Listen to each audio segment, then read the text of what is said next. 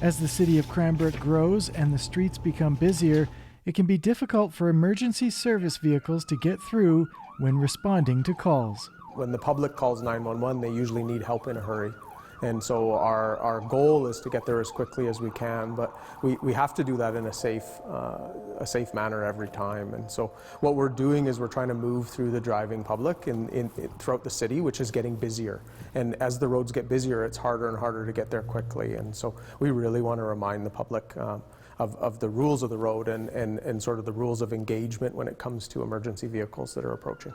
Those rules are to pull over as close to the side of the road as possible without blocking an intersection when emergency vehicles have their lights and sirens on. Some of the challenges are with winter, there's large snowbanks on some of the roads and the roads are narrowing. And as they're narrowing, we still need to get by in an effective manner quickly.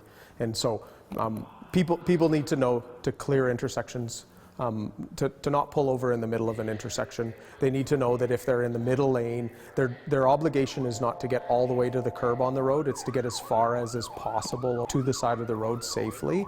And we just want to make some space in the middle of the road for us to get through if it's safe to do so. Director of Cranbrook Fire and Emergency Services, Scott Driver, says even if you don't hear sirens, it's important to always watch for flashing lights and promptly clear the way. Lights and sirens are great in the summer when everyone's windows are open, but cars are made so well now that people struggle to hear the sirens coming.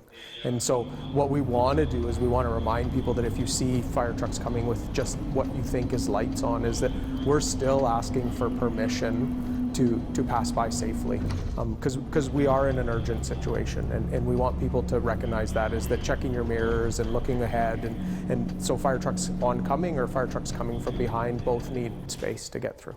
Driver says it's only normal for people to need a reminder of these rules from time to time. A problem that I often hear from residents where they are profusely apologizing for not doing it right, and they know they didn't do it right because they haven't gone through that part of the motor vehicle regulations since they got their driver's test at 16 years old. And so a 50-year-old like myself is going to struggle to remember exactly what they should be doing. And so it's my job, and it's the job of the services to remind people. So the police and the ambulance and the fire trucks and search and rescue, is we want to remind people as an industry that if you're following those rules where you see approaching emergency vehicles with lights and sirens and you move as far over as you can, is if everybody does that, it will help us get there quicker.